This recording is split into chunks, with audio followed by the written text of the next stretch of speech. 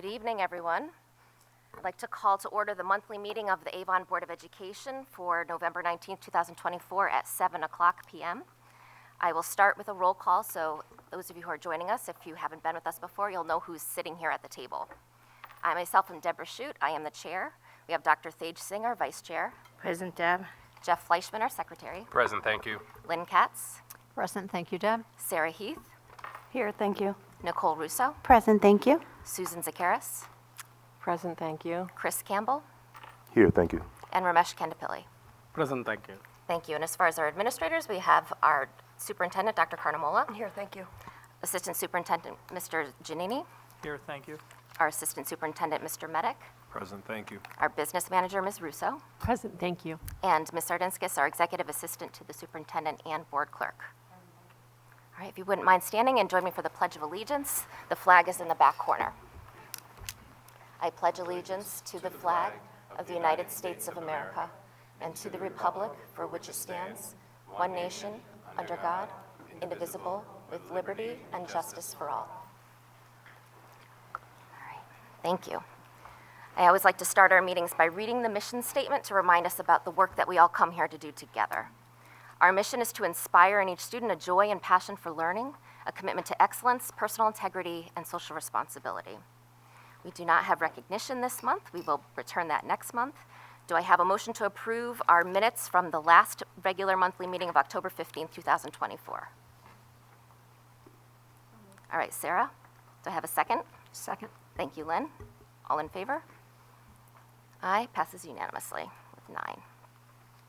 Our next section is communication from the public.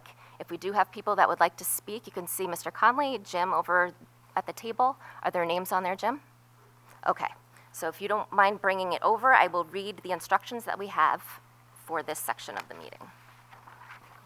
You can just give it to Christine if you'd like. This is the section of our meeting where Avon residents have the floor to share their thoughts and/or concerns with the board. It's not an opportunity for conversation, rather it's the board's chance to listen to feedback from the community. Please add your name to the list, and Ms. Sardinskis will then call on you in order. You must state your name and address for the record. Each speaker will have up to 3 minutes to speak. In an effort to hear as many of you as we can, we must adhere to this time limit. You can certainly state that you agree or disagree with a previous comment if you'd prefer to be brief. Brevity will allow more attendees to be heard. After 15 minutes are up, the board may choose to extend public comment or not. No speaker will include charges or complaints of a personal nature against any individual Avon Board of Education member or individual employee of the Avon Board of Education, whether the speaker names the individual or not. Please refrain from clapping or cheering. Ms. Sardinskis will be our timekeeper tonight. If you should reach 2.5 minutes, she'll alert you with a 30-second warning. At the 3-minute mark, you'll be alerted again to signal that your time is up. We do welcome your engagement and participation. Christine?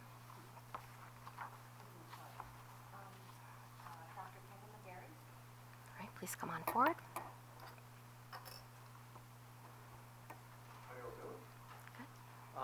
Wanted to just today address Title IX and the importance of keeping boys out of girls' sports, bathrooms, and locker rooms. Just to give you a little bit of background, my name is Dr. Kevin McGarry. I have a daughter in Avon Middle School. I have a doctorate in leadership and a master's in coaching. I'm also a award-winning author of Lead with Purpose, which is really focused on leadership in youth sports. I also have a passion for coaching. Here in Avon, I coach softball and basketball for girls' sports, and really like to help develop those girls to be really successful young women. When you think about Title IX, I'm going to read just a couple things. So Title IX from 1972 says, no person in the U.S. shall, on the basis of sex, be excluded from participation in or denied the benefits of or be subject to discrimination under any activity. Examples include sexual violence, sex-based harassment, and the failure to provide equal athletic opportunity. Allowing boys and girls sports clearly violates the provision of Title IX. I want to give you an example.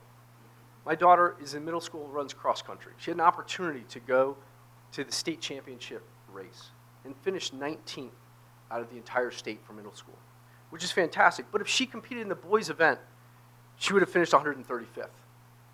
The top girl in the state for middle school, if she competed in the boys' event, she would have come in 12th. which I believe would violate Title IX by failing to provide equal opportunity to compete against girls and hold the state title of state championship for youth athletics. According to a national poll from RNG Research, 72% of registered voters think biological males should not be allowed to participate in women's or girls' sports. More importantly, last night at dinner when I talked to my daughter about coming here, what she said, she was, I don't understand why I would ever compete against boys. I don't want to compete against boys. I want to compete against girls in sports.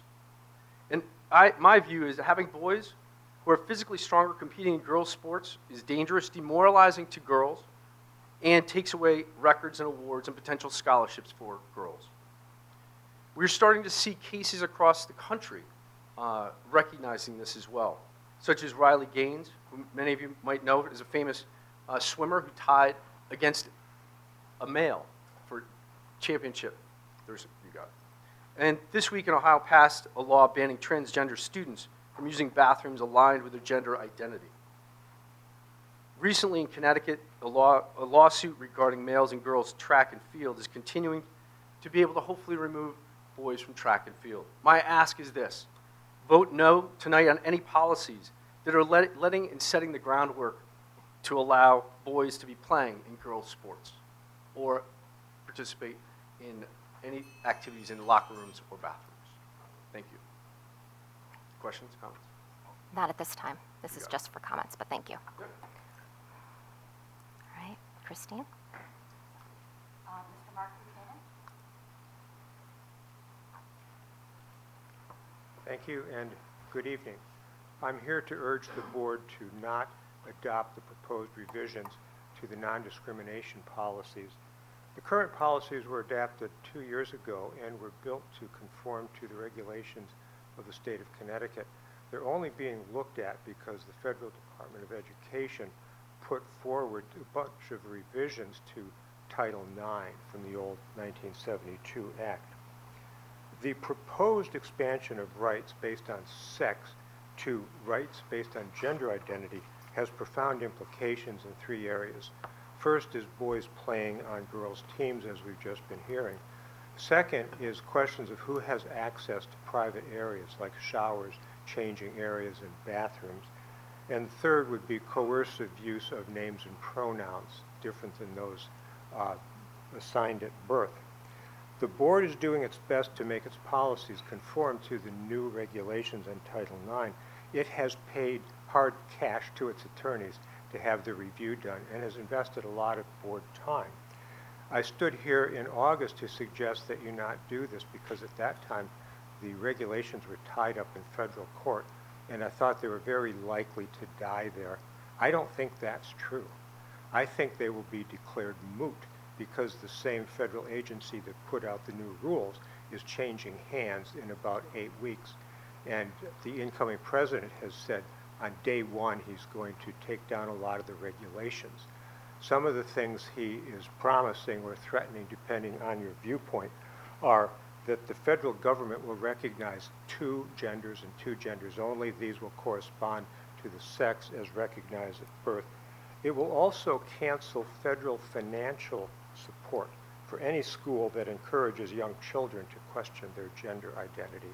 And quite possibly they will blow up the entire Department of Education. Regardless, if tonight you adopt the proposed policies, you're going to have to go back and fix them. If you build it now, you'll have to tear it down later and build it again. And at every step you have more legal fees and more work for the board. I urge you not to throw good money after bad, but instead to find the proposed regulations a good home in the bottom of some drawer. Thank you. Thank you, Mr. Buchanan. We have another. Ms. Kathy Randall?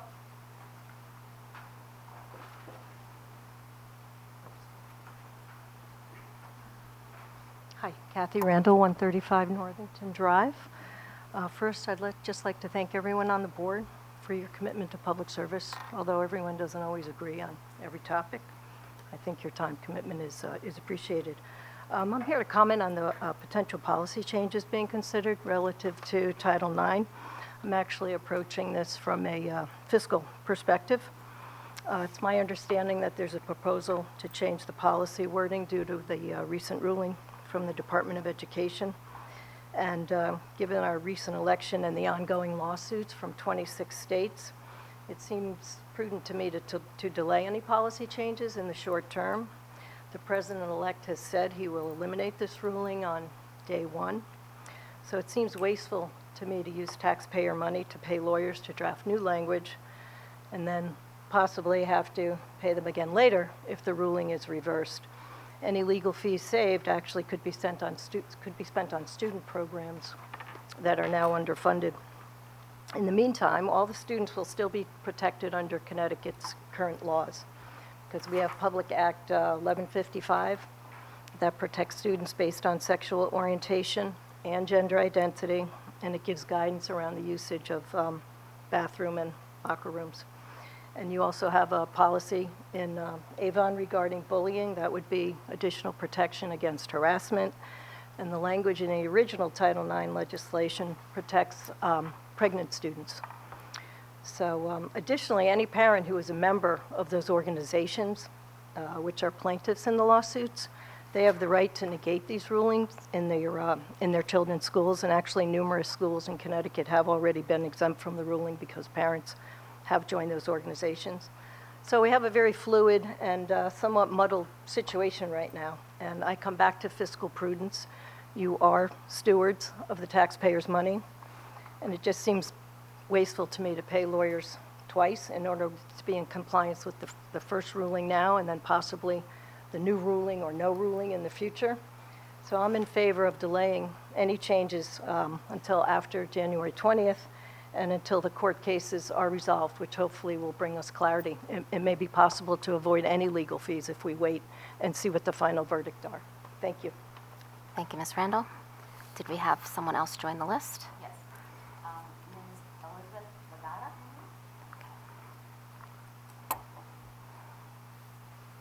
Hi, everybody. I actually was this on? Can you hear me? Yes. Oh, sorry. Elizabeth Zagata, 174 High Ridge Road. I was not planning to speak tonight, and I did not come because of the proposed policy change. I came because I'm really interested in your approval of curriculum materials, specifically around reading and writing, and also I'm really curious when the graduation date is going to be. But I do feel compelled to stand up and add some comments after the ones that preceded me. I do have a PhD in educational psychology from the University of Connecticut, and I'm an adjunct faculty member for graduate courses in educational law and policy. And I'm a former teacher. So I just want to comment, I looked up some stats while people were speaking.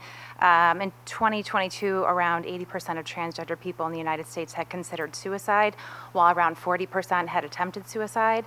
And also, according to research from the Trevor Project, states that passed anti-transgender laws and policies aimed at minors saw suicide attempts by transgender and gender nonconforming teenagers increase by as much as 72% in the following years. And I also want to say from the research that I've done and from my lived experience as a teacher that having activities where students can feel a sense of belonging and connectedness is crucial to combating some of those horrible statistics I just read. So that is all I have to say. Thank you. Thank you, Ms. Agata. Anyone else, Ms. Sardinskas? All right. Thank you, everyone, for your comments. Moving on, we welcome our junior representative for the first time this meeting. We have Maddie Van Valkenburg with us. Maddie, are you ready to give us an update on what's going on in the buildings? Yes. Okay, yes. Hi. So as we know, all the schools had their Veterans Day assemblies, and as far as I know, they were all very successful, especially the one at Avon. It was great.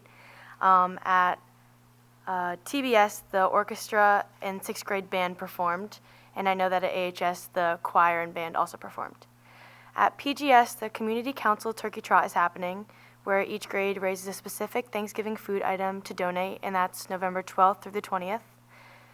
There's also the December Book Fair, which is going to be the 2nd through the 6th. And throughout all the schools, we have Thanksgiving break coming up and conferences soon. At RBS, there's going to be a Lyman Orchard pie pickup, which is November 5th, so people have already picked up their pies that they purchased. And the Blazers Dash happened in late October after our last meeting, where students ran laps for prizes. At RBS, there's also going to be a Raising Cane's fundraiser, which which happened in late October. At TBS, students have been writing notes of appreciation to their teachers, and there was also the Rocco's Rally Assembly, which happens each month, where they recognize students who have demonstrated flexibility and shown good sportsmanship. Gifts of Love Weekend Backpack has also been happening at TBS, where the less fortunate students have had an opportunity to pick up a backpack filled with necessities like foods and other snacks. At AMS, the Student Council hosted the annual food drive, and over 378 pieces of food were collected and were able to be donated to the Avon Food Bank. The Leo Club at AMS is fundraising to help purchase turkeys for Thanksgiving, and that's through the Miller's Farms and Food Share. They also sold gratitude grams this week to the students and staff, where you could purchase one and send one around the school to another person. This Monday night, Dr. Webb and Miss Anderson hosted the first ever executive functioning workshop for parents at AMS. And as I said before, parent-teacher conferences are coming up the 5th and 6th. At AHS, we just adapted a new club for public speaking opportunities. There's also going to be an acoustic night held by Music Society, which will help us reach our goal for, hopefully our goal for the Super Bowl. Avon Club, a club here at AHS, is having a 3v3 basketball games, and all the proceeds are going to the gifts at the CT Children's Hospital. Additionally, we also had a blood drive, and I'm pretty sure it was very successful. That was awesome for your first time. Thank you for being willing to join us. We look forward to working with you for 2 years. So thank you, Maddie. All right, next is our financial report with Ms. Russo. It starts on page 8. Good evening, everyone. We ended the month of October with just over 7.33% unexpended of our budget. As we discussed at Finance Committee, the majority of those funds will be encumbered through the rest of the year. Things like salary taxes and benefits and 403B contributions aren't encumbered to the very end of the year. In addition, we're right on track where we were this time last year. We ended 10/31/23 just over 7.25% unencumbered. In salaries, on the certified staff, we had some savings or showing some savings in some lines due to some unpaid leaves and open positions that have been filled, but due to timing on onboarding of staff versus their long-term subs, they'll be encumbered in the month of November. For non-certified salaries, we had some custodial leaves and movement as some folks shifted around there, and you'll see some variances in those lines. In paraeducators, interventionists, and TAs, as of the time I wrote this report, we have had 11 vacancies as of the end of October. We have onboarded one new employee, so thank you. I ask anybody out in the audience or in the public, if you're interested in becoming part of the paraeducators here at Avon Public Schools, we welcome you, and we hope you check us out. On budget transfer 2025-021, you'll see some deficits lines covered with some savings lines. In other expenses, as we discussed last month, we're continuing to monitor utilities. I just saw in the news this afternoon that the natural gas increase was denied at this point, but we'll continue to monitor that as the utility companies continue to seek out increases. We are seeing Eversource increases come through this year. Water and natural gas have been fluctuating, so we're going to continue to monitor those throughout the winter, and then we'll make any necessary adjustments after that. There are some small variances in budget versus actual costs in our life, disability, and workers' compensation policies. Transportation, we had a new transportation route for a VOAG placement that we're sharing with the town of Simsbury to reduce that cost. In equipment, we had some variances in the final install costs of budgeted items versus also they were grant funded versus the final cost we had. So that was for our tech ed equipment. That's the dust collection system to help with the air quality for our CNC machine that we were funding through a grant as well. So that's being the final pieces that are being done right now. And we had some wellness equipment that Title IV funds covered that's being set up and installed as well right now. So budget transfer 2025-020 clears up some of those variances. In special education, as we discussed at Finance Committee, some timing variances on when we handle some of our cases and use our attorneys. We saw a little bit of an increase in first quarter. That may not continue through the rest of the year, but we were being very conservative with our estimate on that purchase order. So we did a transfer from regular legal fees to cover that. And you'll see that on transfer 2025020 as well. Say it again. I was going to continue my report with the budget, if that's Yes, okay, Deb. does anybody have questions regarding what we just heard? Yes, please, if you don't mind, that would be great to update us, yes. Thank you. As we discussed at Finance Committee, we've just ended our first round of discussions with our administrators regarding their budget proposals. We had a discussion at the board level regarding where we stand as of this point. With the salaries and benefits projections that we have right now, we're seeing a higher increase than we would normally like to see, mainly driven by health insurance and OPEB. We do not have final OPEB pension numbers as of right now. These are estimates.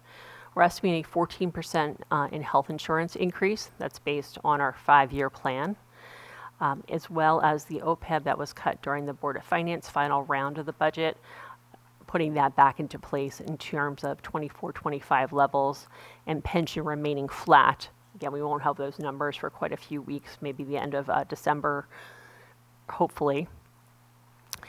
That would put benefit increases at a 1.54% increase to the budget. That's a fluid number.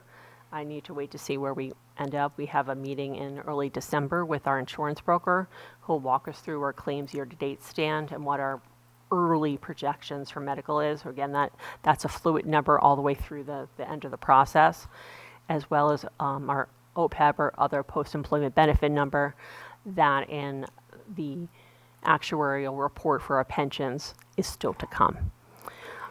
Within salaries, we kept everyone we have right now. The contractual rates increases for next year, same FTEs that are in place as of today. Again, a fluid thing. We have people that are still onboarding in different positions. We have folks that may retire. So as of right now, and I want to stress that's just this moment in time, the impact to the budget would be 3.13% increase over prior year. We're still reviewing some other drivers of the budget, and we talk about that usually during the process. What's a driver? Things that have a large impact that, for the most part, I won't use the word uncontrollable. They're fixed costs, something that we're legally obligated through a contract or legally obligated to present, like tuition and transportation, that are also driving the increases. Tuition, we are seeing a significant increase as of now, but there is some PPTs that are going to be taking place over the next month that may change that number. So we discussed some things at the Finance Committee last week, but that's a fluid situation. So I hope it comes down a bit based on some new information that we have. As well, we're still working through supplies and equipment request based on what the buildings asked for, what's broken between when they presented to us and what's now. Our HVAC services, our building maintenance, working through all those things. We're continuing to refine those at this point, as well as with contracted services. If you remember, at the beginning of the year, we talked about and you approved the athletic trainer contract. That will have a budgetary impact for this year. We're trying to offset that again. That's why we're not talking about all those nitty-gritty things. We're trying to find a way within the budget to work within those constraints to make the most minimal impact as possible for next year. So we just want to update the board on where we stand now. We'll continue to work through it in finance, and we'll continue to work through it at the administrative level as we review each of these requests. Thank you, Susan. You always keep us apprised of what's happening for the process, so it's actually nice to have an audience that can hear the step we're at today, and we'll continue to do the work as we get closer. Did any other board members have questions? Thank you for the summary. We appreciate that. All right. Next, our committee and liaison reports, curriculum and professional practices. Lynn? Yes, we had our last meeting, our first meeting of the year on October 29th, where we had a chance to, well, before the meeting, we had a chance to review quite a bit of new or revised curriculum, and then the presentations by Mr. Giannini and Jody Krasansky were phenomenal. So we had more opportunities to dig into the curriculum and ask all the questions we might have. I think it's important just to remind the public that what you see at this meeting is not just us rubber stamping curriculum. We really have opportunities to read through it and discuss it and get to know it very well. So it was a great meeting. And our next and we'll be talking more about that and hearing more about that tonight. And our next meeting is January 28th. Thank you, Lynn. Finance, I'm fortunate enough, we just had Ms. Russo give all of the updates that we needed for that, but we certainly are talking about the budget. We've already been talking about capital improvement. We've presented that to the town council as well. So we are definitely working on that each time. You'll see the minutes from November 12th in the packet for your review. Our next meeting is December 10th. Normally, we do a virtual meeting, but that's the same night as the hand vote to approve central office. So I think we're going to try to hold it in person here to make it convenient for everyone to be able to participate. Does anybody have any questions about that? All right. Moving on to negotiations. Suzanne? Yeah, the tentative agreements for both teachers, paraeducators, interventionists, and nutrition services are still being reviewed by the attorneys for the unions and also by the Board of Ed attorneys to make sure that all the information is accurate and before being sent to the Board of Ed. So that's where we are. No meeting scheduled. All right. Thank you. Policy, Paige? Thanks, Deb. We had our meeting on 11/12/24, and we were fortunate to have many of the board members join us besides the committee members themselves, and you will see most of those policies in the agenda and on the agenda and in the packet tonight. I just want to say thank you to everybody because we have looked at these policies. It was reviewed by board council. We've met and reviewed it at 2 previous meetings. Our next scheduled meeting is going to be in February, but we may need to schedule something just before that because there's a lot of updates and things down the pike. All right. Thank you. Thank you. And next, our Capital Region Education Council. Chris? Yes. We haven't met yet this month. We actually meet tomorrow in Hartford. And would you mind just sharing a quick review of your CABE experience? Yeah. Okay. CABE was fun. Dr. C was in the building. It was great. It was probably 30 different schools from the whole state, and we got to sit and talk about various issues, looming issues, positive things, and how to tackle that. Met some great board members and other superintendents. I would highly advise anybody that can go next year to attend that. Yeah. Thank you, Chris. We're glad you were able to experience that. Absolutely. All right. Next is the board chair update. I want to take an opportunity to once again thank the administrators for hosting our veterans on Veterans Day. Commander Stinson is charming and lovely, and so he's wonderful to work with. He changed it up a little bit this year, which I really enjoyed.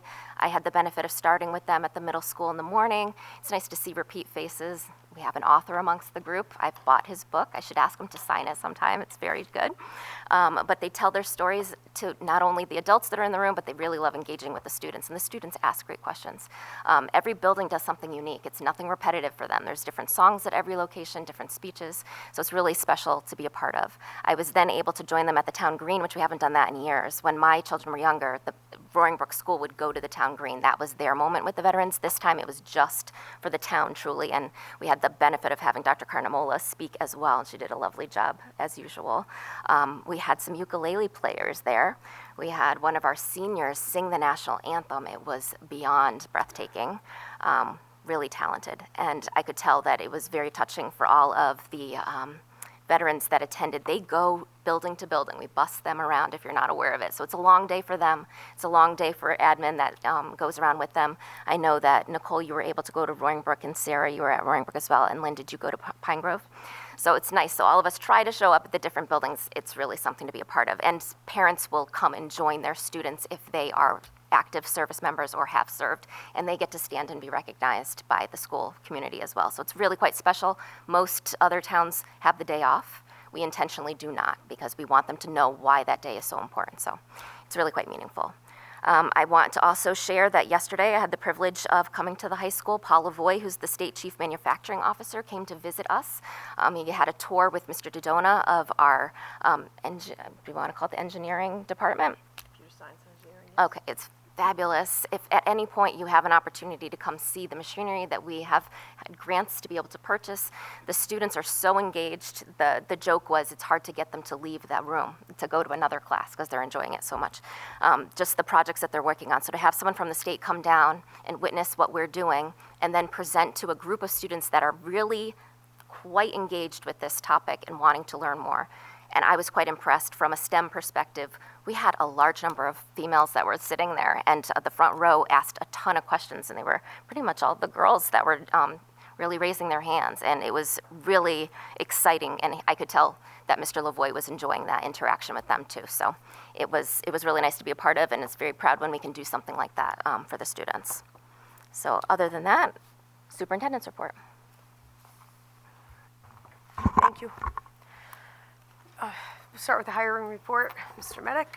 Good evening, everyone.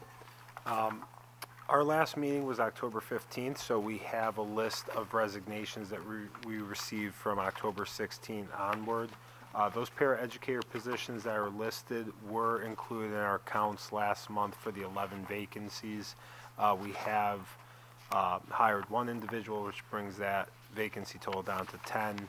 We have several candidates being interviewed this week before the Thanksgiving holiday, so it's our hope that we'll be able to onboard a few more staff members into those positions over December and hopefully upon return from winter break. We did hire a certified social worker to fill for Ms. Rosemary Moaning, who left us. Eva Audia joins us after working for several state agencies in which she did youth counseling, and she'll be joining us right before the winter recess after giving notice to her current employer, and we're very excited for her background working with elementary school children all the way up to high school children. We will have an updated hiring report in December, and we'll continue to work to fill those paraeducator vacancies that we do have. Thank you. Just in relation to what Mr. Medic shared, one of the things that we are talking about is entering into some conversations with the paraeducator union. Can't say too much about that right now because we're on the front end of it, and I'm not sure where we're going to land. But as you know, when we were having difficulty hiring for teaching assistants, one of the things that we did besides have the hiring fair was make some changes to scheduling to allow folks who might not want to work full-time to be able to split shifts, for example. So we were able to pick up more local people, parents, for example, who maybe don't work or work part-time and were willing to come in, many of which had teaching certifications or similar qualifications, to come in and maybe not work a full day, but work a half day. We don't have that provision in our paraeducator contract. So it's something that we're talking about considering what that might look like with them. And maybe we'll have an update for you by the next time we come. We're just looking for any way to continue to fill those vacancies. It is a statewide issue, and it's something actually that was talked about at the CAPS conference that Chris and I were both at. Some of the certified positions are hard to fill all over the state right now. Less difficult in some places. We are luckily one of them, but we do see less applicants than we used to. Even for certified positions, there are less people going into the teaching profession and into the administrative ranks for sure. But it's even harder to hire the non-certified people, particularly the paraeducators. This is a difficult job. So we're hoping we'll be able to bring something back and fill the rest of these positions. On the enrollment report, just want to point out something. We are actually down 7 students from the last meeting that we had.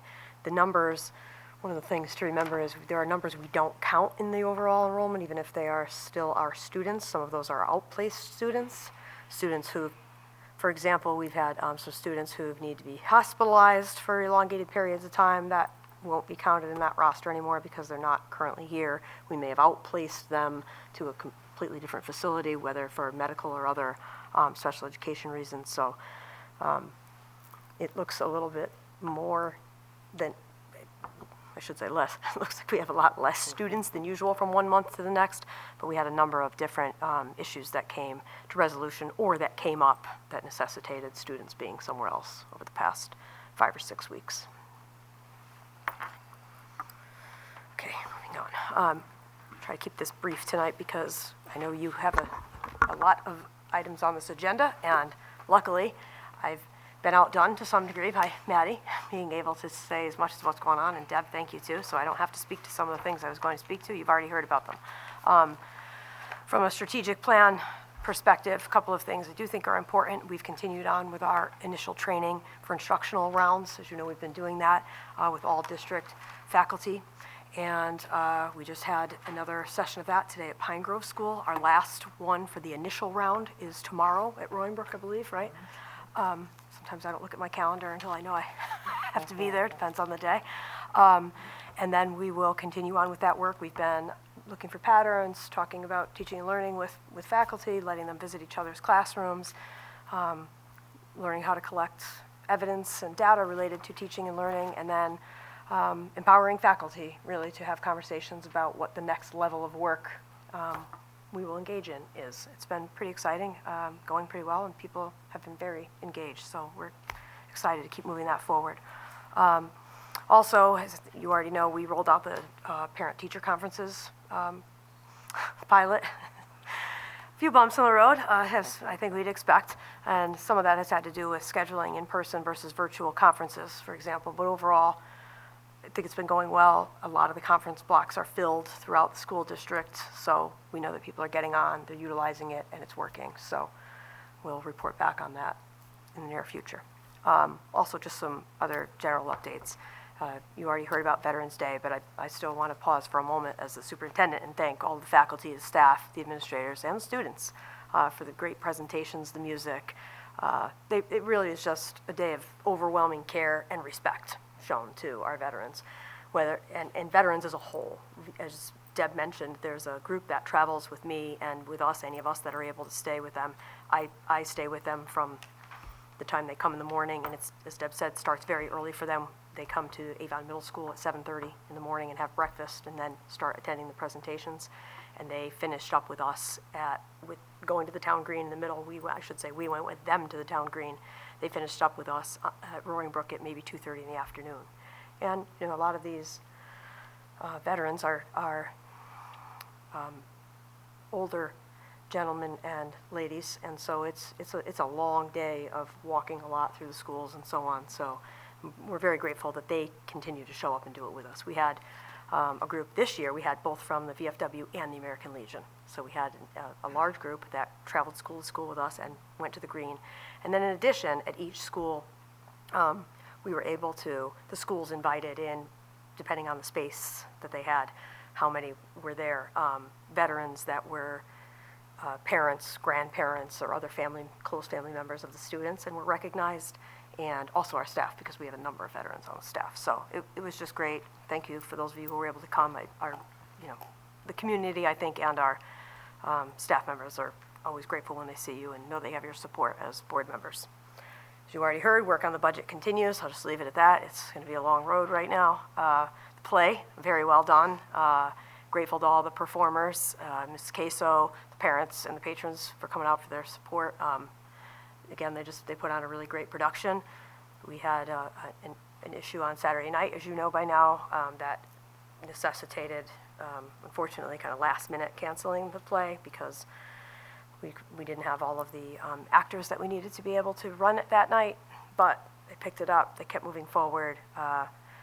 Anyone who had a ticket for Saturday night had the option to come in on Sunday and see the play, or if they weren't able to do that, to have the ticket refunded. So, and we're still working through that end because that's a different piece financially. But huge success, and I'm grateful to all of the students, whether they were on the stage or behind the scenes. They really did a great job.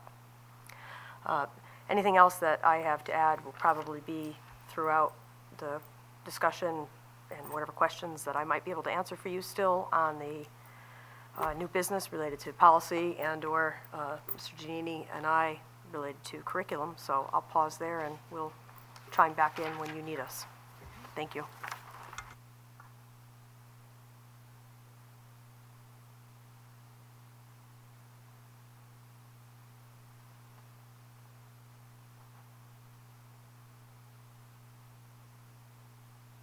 I'll second.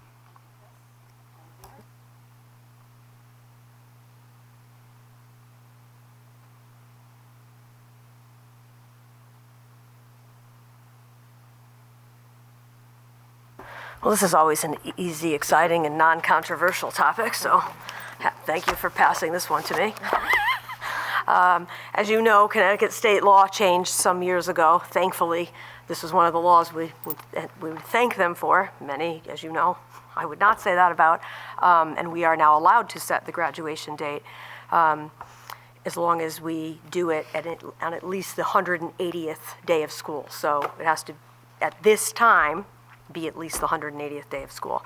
And so that is also, frankly, why we do it at this time of year, because if I do it in 3 weeks from now and there had been a snowstorm in between, it may not be able to be the same night, because by that point, it would no longer be the 180th with the makeup date. So we set it hopefully before the weather hits, because people need to be able to make plans, and there's people flying in, there's a lot that goes into graduation. So, currently, the last day of school is Wednesday, June 11th, so that is the 180th day exactly. As you know, that's not always the way this works. Sometimes we work in maybe a couple of days, because we know almost inevitably there will be some sort of weather or power outage or what have you. But this year, it was the date that actually worked for having graduation, and when we looked at exams and the entire calendar. So you can set the date as long as it gets passed here tonight. It should be Wednesday, June 11th, 2025. That's exciting. I wish that my daughter's graduation date would get set so I would know where I would be, but they don't do that where she goes to school. So I'll be waiting and seeing how many snow days there are, and with my luck it'll be June 11th, right? Yeah. Okay. Well, Mr. And I'm sorry, but if it is, Medic. you know the answer. Yeah. Get a good speech out of one of you. Yeah. Somebody else better step up and run a great graduation, 'cause We will that'll clap definitely loudly. get me divorced. That's the one. A lot of things, but that'll be the one. So do I have a motion to approve June 11th, 2025 as this year's graduation date? Oh, you went fast. Sorry. All right, I'm going to say Jeff in a second with Suzanne, and all in favor. All right, passes unanimously. Mark your calendars. Board members as well. It's always, the pomp and circumstance is fabulous. Just want to put out there, since we're talking finance and there's people here to actually hear it tonight, yes, we are returning to the Bushnell, and we've talked about this in the past. We've talked about it during budget season, and believe it or not, and it still remains true, we actually save money going to the Bushnell over when we hosted it locally. So we get a great event for the students and their families, and we managed to spend less money on it than was spent before we moved to the Bushnell. So excited to return there. They do a fabulous job. They do. It's really a great experience for everyone. So, and air conditioning is great too. Key, yes. Yes, we've learned. Okay, thank you, everyone. Our next item is possible action to approve consolidated Titles 1, 2, and 3 grants and the Chef Settlement Open Choice Academic and Social Support Grant. Good evening, everyone. Included in your packet this evening on page 29 is the annual memo describing how funding was awarded to the district through the major title and open choice grants. Generally speaking, districts are encouraged to apply these grant funds to actions that support all students at large. So again, this year, Avon is planning to allocate the majority of this money to fund student support services. That would look like academic tutors that are utilized at all 5 of our schools. In addition, some of the grant requires money to be utilized to support professional learning, the bulk of which this year will be utilized to assist teachers in the adoption of the new K-5 mathematics program. Thank you. This is something that we vote on every year, and we always use the funds exactly as I think we should. So thank you for that. Any questions? All right. Do I have a motion to approve the consolidated Title 1, 2, and 3 grants and Chef Settlement Open Choice Academic and Social Support Grant? So moved. Thank you, Chris. Thank you, Lynn. All in favor? Aye. Passes unanimously. Thank you. All right, our budget timeline. This is the time to start marking your calendars. I will just briefly say that I'm appreciative of Dr. Carnamola and Ms. Russo putting our particular dates on our meeting night dates so that we try not to add extra meetings in. There is the possibility we might have to, but our first budget workshop actually is just before our monthly meeting. Now my eyes aren't landing on it. Thank you. So Tuesday, December 17th, we'll start that meeting at 6 o'clock, and then our regular meeting would be at 7, so please just mark your calendar. And then there is room to add, if we need to, another night if there's more questions. But our actual budget presentation by Dr. Carnamola will be at our January 21st meeting, so that's how early we operate. Do you want to speak to any of the other dates? Okay, so please mark your calendars. And I guess, I mean, do you need us to approve? It's really more informational because we're working with the town. It's for information, yes, because we are adhering to budget timelines with the town and included as part of the town charter. So that's why we did not have our first scheduled workshop until December, but as you know, we wanted to be able to start budget discussion with you even earlier than we normally do, which is why we had the discussion we did at the last finance committee meeting, even though it wasn't labeled a quote budget workshop, it was all about finance for the 25-26 school year. So we've started that. As we already said, there's a lot more work to be done, and we're working as quickly as we can through it. I guess one of the other things I would say is that, maybe more as a reminder than anything else, because I think everyone that's on the board at this time was here last year when we did the budget. So you've been through this at least once, if not more than that, depending on how long you've been on the board. One of the issues that we have with the timeline that we have to follow is that we don't have final numbers. Even by the time we are with you in January, and you have to make a decision on the budget because we must turn it into the town by Friday, January 31st. It's completely plausible that we wouldn't have the final insurance numbers, for example, which, as you know, drives a budget when we're talking about millions of dollars. So just kind of putting that out there again, that we do the best we can, working with consultants, working with the town, the insurance brokers, consultants, working with the town to put what we believe will be the ultimate numbers, but we still have to keep moving forward even without them. Thank you. This is normal course for us. This is how we operate every time. So I'm grateful more people are exposing themselves to the information, and you're always welcome to attend the other meetings to learn what we are learning as we prepare. We're the earliest budget that needs to be ready for the town, and then the town council after us. So thank you. Next, just as Lynn pointed out, these are things that were very deeply discussed in the committee for curriculum and professional practices. So this is when no decisions can be officially made at the committee level. It must come to the full board for any action to be taken. So we're at the point where it's been well vetted. We certainly can answer more questions as board members if there are some here. But I am grateful a lot of people made the effort to attend these meetings, so they were able to be there to hear it firsthand. But just know that it has been well discussed already, and now we're taking action. So we're talking about proposal and possible approval of course changes, and I don't know if you just want to take it one at a time, Jess, or? Sure. So we did this intentionally with this order of sharing the course changes first. There is one course change, which would be moving ECE Human Rights to a full year course. That was made intentionally on behalf of student interest being so high in that course, and some challenges that were created with it being a half year.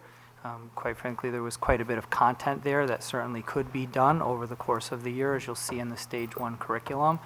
It also will now meet the 10th grade requirement for social studies as well, so it'll be a benefit for our students. In addition to that, there are several course changes, but they're primarily title changes. And so our teachers do this periodically because of feedback from students who once enrolled in a course will give some feedback to say, I wasn't sure that this would be working with a certain textile, or we'd be reading more nonfiction text, or there's one in here this evening that clarified that the content was post 9/11. And so those are those course changes that are included this evening. There's no content change, it's just simply a title. Is it easier for you and Christine if we vote on each item one by one? So like the change, is that easiest? Sure. Okay, so Lynn? I think you have to. Right, just for clarity. Sure. For the ECE Human Rights class,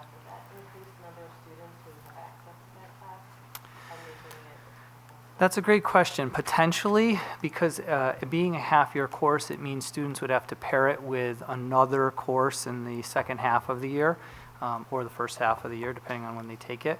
And so that just with scheduling being so complicated at the high school level, that might preclude some students from taking that course, because if they're trying to have access to another course. Another and full-year so- course. Yep, so it will potentially make the course more desirable and more easy to access for students, for sure. It's also another full-year ECE offering. I saw Ramesh and then Nicole. Yeah, Jess, I think we spoke in the curriculum committee as well, right? So, but even though we are changing from half credit to full credit for the full year, it is flexible for the people who wants to take half credit still, right? Because Yeah, the question came up like, could a student withdraw halfway through the year if they so chose to do so? I mean, technically, yes. We wouldn't encourage a student to do that, but if they so chose, they could do so. yeah, especially with the STEM curriculum and everything, everybody is focusing on that. So I think if they will choose to continue with the half credit, they can still choose, right, during the beginning of the year. Yeah, I mean, they could certainly request that from their counselor. Again, it wouldn't be something we'd promote for them to do. We'd encourage them to remain in the course for the full year. We do have courses, we do have students who leave a course midway through the year, and you obviously have to do that. You couldn't enroll midway through the year, but you could leave halfway if you so chose. You shouldn't, You shouldn't. because ECE, Early College Experience, this is a UConn course for dual enrollment being offered at the high school level. So if you were in the course, yes, you might be in it just because we hope you want to learn about human rights over the course of history, and you want to do it at a more rigorous level. So an ECE level is like an AP level in terms of grade, weights, and so on. But if you withdraw halfway through the year, you are not going to get the UConn credit for it. Yeah, just That's want to be clear, right, right? So my question was like, during the beginning of the year, if the student choose to half credit instead of full credit, is that a possibility? I wasn't there when you had this conversation, so I don't want to That would if I'm not be an misunderstanding option. No, something. that wouldn't be an I know what I'm option. saying Right. is correct, Yeah, but I yeah. didn't have this conversation. Yeah. So I think that, so I think we discussed in the curriculum committee that it could be a possible. But if it is not possible, then we need to put that language here, right? Like, if anybody wants to choose half credit, it's not possible. No, it is going from a half-year to a full-year course. That's Right, That's correct, correct. yes. It is no longer going to be offered as a half-year course. Correct, right. And that would be true of any full-year course with that, students would understand that. We wouldn't need that language. No, they will in know there. that. Yeah. Okay. Yep. Thank you. Okay, Nicole? I just had a question. If you are anticipating that more students will take this course, will that impact the enrollment in other courses? And if so, what does that mean for scheduling and teacher assignments? Good question. That did come up at our Curriculum Professional Development Council, which are the teachers that meet and review these first. And so Betsy Sanborn, who is the department coordinator for social studies at the high school, spoke to that. And based on student interests, and there will be certain courses that they'll run, and there'll be certain courses that they won't run, but they try to maintain flexibility year to year. Again, it's just all based on students' interest, but it wouldn't impact FTE, no. Did you have a question, Lynn? No. Anybody else? All right, do you want to make the motion? Sure, okay. I'd like to make a motion to approve the course change for human rights, the ECE Human Rights course, moving from a half year to a full year. Thank you. Do I have a second? Second. I'll take Sarah. Okay, all in favor? Aye, passes unanimously. Thank you. All right. Next, sports and society to be deleted from course offerings. Yes, so this course, as you know, it's been a shared goal for us to have 100% of our curriculum vetted and approved by the board, stage 1 curriculum. And so what I asked of the department coordinators was to go through the course catalog and to really take a hard look at any courses that hadn't been taught in a few years. and let's not do the work to then, not utilize it, because there are a lot of man hours that go into this. And so this was one course that had not been taught in a few years. And we're trying to refine that practice of ensuring that as we move forward, the process that we laid out originally is held to. So that means we would bring a course proposal to you, which you would consider. Then our staff would write the curriculum, which you would consider, and then they would actually teach the course. And so a lot of the work that's being presented to you this evening is going to bring us to that realization, that reality. So we're excited for that. When sports in society came up, what we talked about is there may be times where a course, we call it like sunsetting or deleting a course, which basically means we're going to put it back on the shelf because there's so much change that we believe we'd want to make if we were to teach that course again, that we really should go back through the process of bringing it through all of the approval stages. So we're recommending that course be deleted, if you will, this evening. I don't think we need it. We don't actually need action we're keeping on it, this. right? This is really, that's why it says verbal discussion. This is really more so that you're aware, because we have had such a push to make sure that all courses that are offered have written curriculum to back them up. And this is an example of one that is not going to be offered anymore, at least right now, because it does not have a written curriculum, and we don't have the plans at present to write the curriculum. Correct. Maybe 2 years from now, this might come back around and they Could say, be. you know what, we would like to put this back on the shelf. So we just wanted you to be aware that that's the way this is going moving forward. This is an example. There aren't many of them, but this is an example of that. I think Jeff has a question. Mine's very simple. So this will not appear in the program of study. Correct. Okay, thank you. Yes, that was going to be my next point, is one of the reasons it's important for you to note that is when we bring you the course of studies, we give you the red line masters of which courses have been added, deleted, modified, so you can see the changes, and that course would be removed because it will no longer be taught. Thank you. Any other questions? All right, then we'll move on to the next.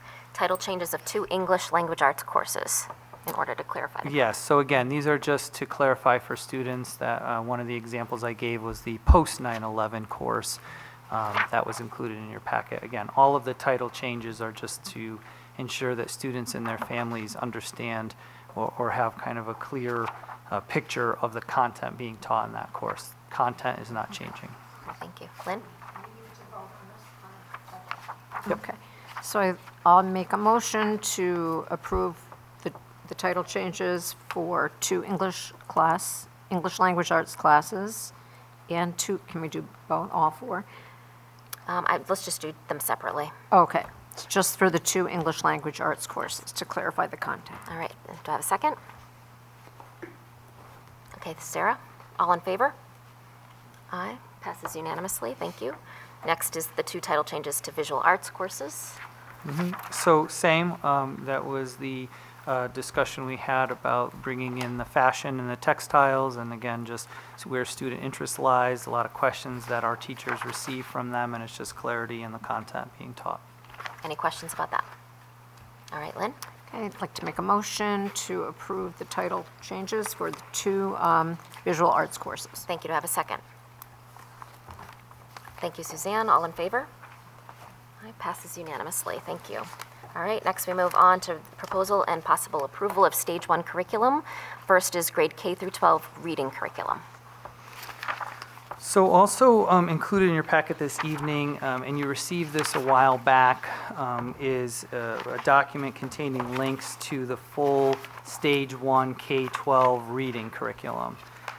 And so during our October CPP meeting, Jody Krasansky, our Director of Curriculum, Jenna Aylesworth, our Department Coordinator for the English Language Arts Department, presented an overview on some of the key changes in the reading curriculum that was being brought forth. Some highlights for our K-6 units included shifts to units being more focused on narrative and nonfiction texts and away from social studies and science-based themes. That was one change. Stronger vertical alignment and the addition of the foundational skills to bring us in tighter alignment with the science of reading and some of the changes that were being encouraged there. At the secondary level, there was a move to a more of a hybrid approach. And so moving away from what we may have experienced traditionally in our high school days of doing like a class novel that is still utilized to model the instruction, and then students move into choice text based on their interests and their independent reading levels. Any questions? Go ahead, Jeff. Some of these changes are based upon the unfunded mandate from the state, right, regarding the literacy program? Not yet. Okay, not yet. That's coming. This is our full K-12 curriculum that has not been modified based on any changes with the science of reading that you're referring to. Our team is still working through that. It's possible in the future we may bring some changes, but that would primarily be K-3. At least at the moment, we believe our 4-12 curriculum would remain the same. So the current K-3 that's part of this proposal is as is without being altered because of the unfunded mandate? Correct, and as we spoke about in the past, our team worked really hard prior to the science of reading mandates coming down to ensure that those foundational skills were embedded in the units of study. So we stand by these as strong reading units for our K-3 students. And we just, again, wanting to get them out for families and the community to review, we wanted to bring them forth to you. So these are units created by our teachers, not purchased because the state said we had to purchase from their preferred vendors. These are homegrown, correct? Thank you, I appreciate it. They are also, remember, since we're down this path again,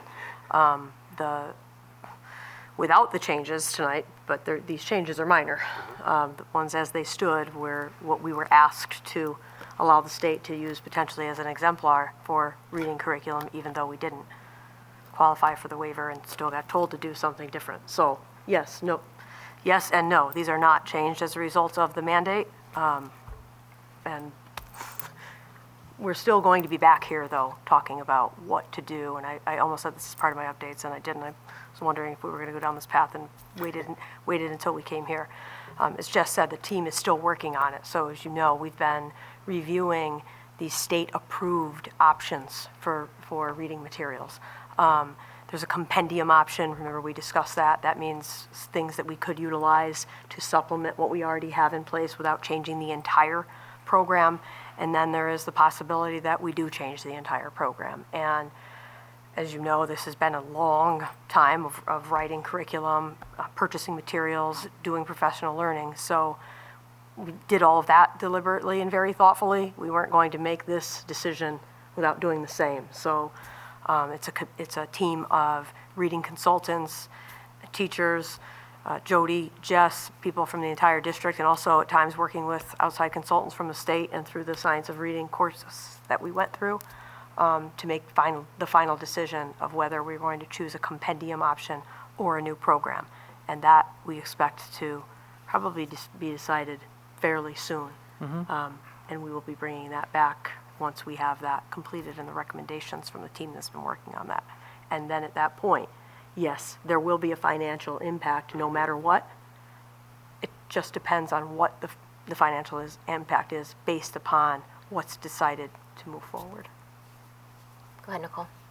Do we have a timeline for that so we can make It'll budget be prior decisions? to the budget. Yep. Anyone else? Ramesh? I have some specific questions, right? If I'm looking at grade 5 units, there is a unit 3 fantasy book clubs, as well as in grade 10, the threat of dehumanization. Can you a little bit elaborate in terms of what is being covered in that? I just looked at Jody. I was like,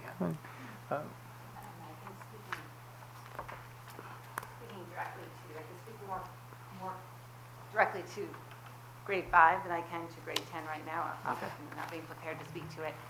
It's an opportunity for students to explore the genre of fantasy writing with a number of books in book clubs. And so there's no specific, in 5th grade there is an interactive, a read aloud, a shared experience that the teacher will walk them through and teach and model through that. And then students will have an opportunity to select amongst a list of books where they can read with either another partner reader, or as far as large as like 5 people in a book club. To practice and use those same skills that were taught in the large group setting to a book of their choice. Thank you. What was the I'd grade? have to do a little bit more, I'd have to refresh my memory on the grade 10 one. What was the grade 10 question? It's a unit 5, the threat of dehumanization. So I'm just curious. Have to open up the units. Yeah, I would have to do it as well. I'm happy to do that, we'd like you to, but I can follow up later. Yeah, we can follow up offline. Yeah. Great. Any other questions? Okay, Lynn? Before I make a motion, I just want to confirm that even when we, this is in the meantime curriculum, but it's really powerful and strong. And when we buy another program, it's not going to mean we throw everything out. I mean, we're still teaching phonological awareness. Correct. We Our might be using curriculum may different- not have that many changes. Exactly. It's the Okay, so programmatic materials that go along with just them that the materials, okay. we'll have to make them match no matter Yeah. what they are. Okay. That's all. I just wanted to confirm that. Are there other questions? Or should I make a motion? Go for it. Okay. So, right, okay, so I'd like to make a motion to approve the Stage 1 curriculum for grade K-12 the reading curriculum. Do I have a second? All right, Sarah? All in favor? Aye. And Ramesh, are you with us? I will clarify, but I'm okay. Okay, so it passes with 9. Thank you. All right, next is grade K through 6 writing curriculum. So also included in your packet this evening are links to the full K-6 writing curriculum. During that same CPP meeting a few weeks ago, Jody Krasansky presented an overview of these units. These revisions included increased opportunities for writing, sharing, and celebrating that writing, stronger vertical alignment, and a move to ensure that our reading and writing units are ordered and paced to support one another. The reason why those units are just K-6 is our 7-12 teachers are still in the process of writing and refining those, so we'll be bringing those to you hopefully later this year. Any questions? All right, Nicole? Is there a relationship between what the students are writing and reading during the units? So yes, that's that pacing and pairing them together. So whether it's a theme, like a nonfiction theme, they might be also working on writing nonfiction at the same time. Fantasy, they may be, writing more imaginative stories, things of that nature. Anyone else? Okay, Lynn? Okay, make a motion to approve the Stage 1 grade K through 6 writing curriculum. Thank you. Do I have a second? Second. All right, I got Chris. Thank you. All in favor? Aye. Passes unanimously with 9. Next, grades 9 through 12, English Language Arts elective curriculum. So finally included in your packet this evening are 5 ELA electives, 5 science courses, 4 social studies courses, and 17 world language courses. And yes. These were all of the remaining courses in each department that had outstanding Stage 1 curriculum. So we conducted a curriculum audit of all courses at the high school. And so those 30-ish courses were all those that still had remaining Stage 1 curriculum. So our department coordinators and the teachers in those departments, in partnership with Jody Krasansky and our curriculum specialists, have worked since last June to make sure that these were all written and ready for a deadline that we set this fall to be able to bring them to you prior to the course of studies being presented next month. All right, Jeff? Just a more general statement. Jess, I want to thank you, Jody, your teams. I know I've been very vocal about making sure we have curriculum that is publicly available, accessible, and all put together. I know I've been a royal pain the last several years, but I do really feel that it's been important that the curriculum has been transparent and the community can get to it. So I just want to thank you all. I acknowledge the hard work. And I appreciate it. Thank you. Any other questions? Okay, Lynn?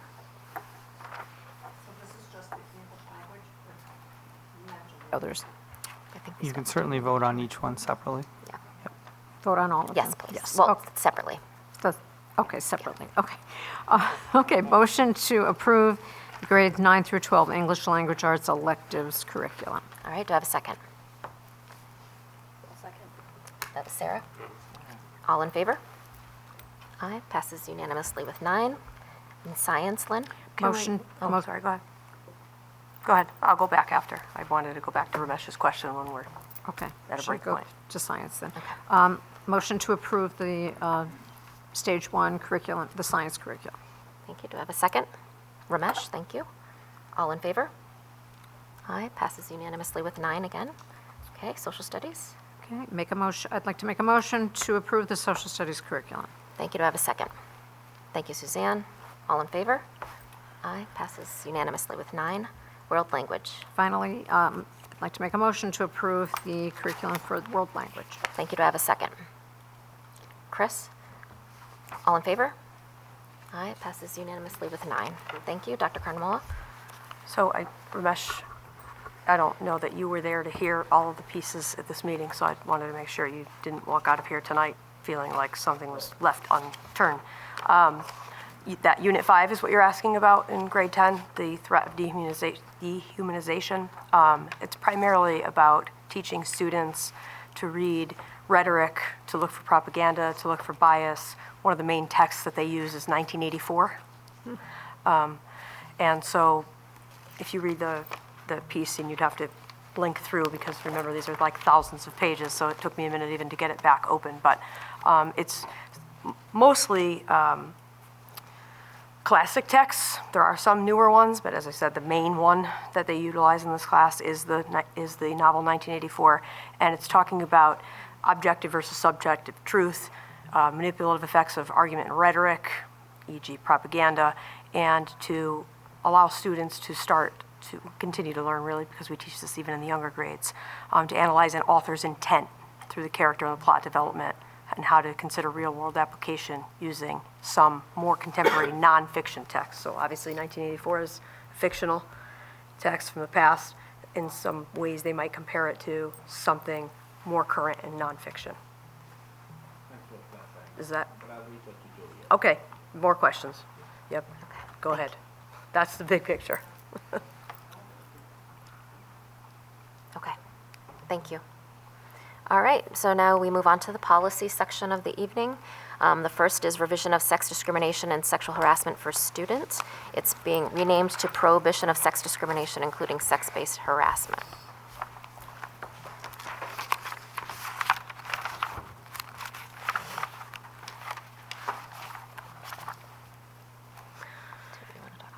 I will do whatever it is that you want me to do.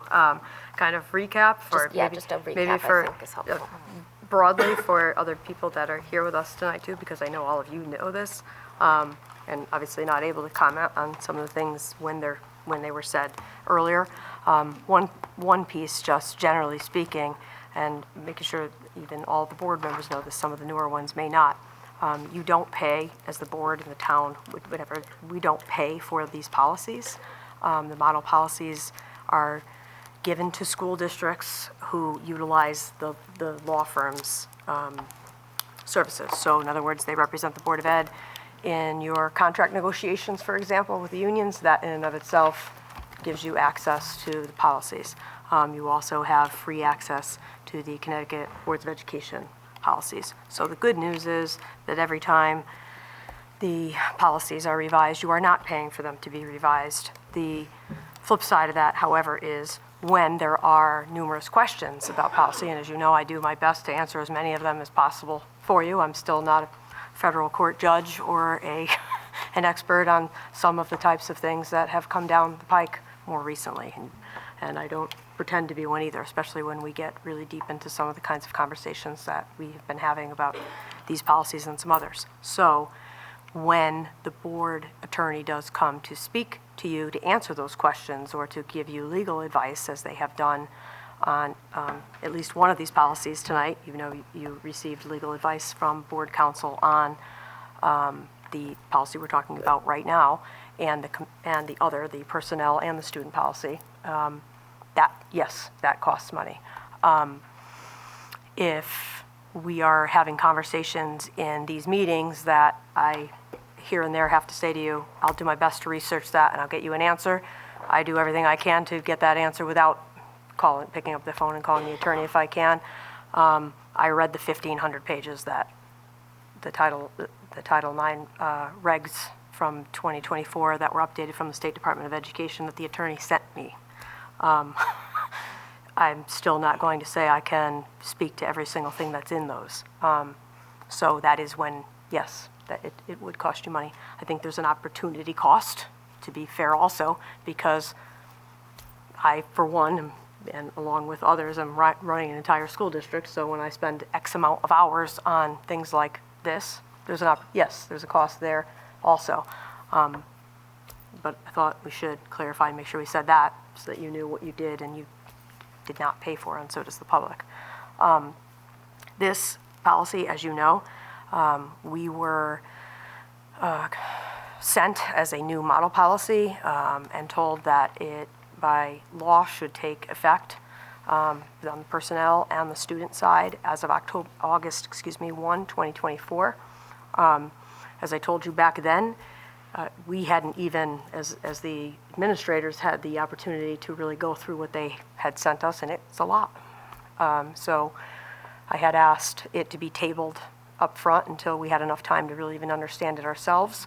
The law also requires that all of us are trained in this as administrators, and it now also requires that everybody in the school district is trained. That was not something that had happened before. We're still working through that. We do not have everyone trained in the updated Title IX complaint process that we have been told we have to follow based on these regulations, for example. We have to put training materials online, so if you go online, that's part of the law also for us. So if you go online, you'll see what I just forwarded you also as the board, just to kind of bring it back to your attention. That was 3+ hours of training that all of the administrators, we all sat through together, and some of the other staff that needed it sooner than others, school psychologists, school social workers, school counselors, others that might be on the receiving end of the paperwork for a complaint, making sure that they were going to know how to follow the updated investigation procedures that we have been told we have to follow. So, big picture, that's where we are. You know the advice that you have gotten from your counsel related to this policy. As you know, I called again, and I did ask the attorney, based on the change in the administration, in advance of assuming that someone would ask that. I think I said this at the policy meeting, whether or not the board should keep moving this forward, given the possibility that there may be changes. And this is not my answer, as you know that, just to be clear. Your attorney's answer to you was to keep moving this forward, because at present, if we don't, we're not in compliance with the law they told us to be in compliance with on August 1st. And I'll go through what the changes are to the policy, again, in the grand scheme of things, if we want to talk them through. Sarah Gleason from Shipman did a much better job of that with you than I could, although I, again, know quite a bit about it at this point. I will just say to be able to speak to some of what was voiced tonight and some of the things that I think you all know that you hear from constituents and people that call and have conversations with me, some of whom are out here tonight also, have heard. What you are looking at tonight, if you make the decision not to move this policy or the non-discrimination policies forward, a lot of what's already in place does not change. So for example, if you make the decision not to vote these policies and to table them, for example, and wait and see what happens after the change of the administration takes place,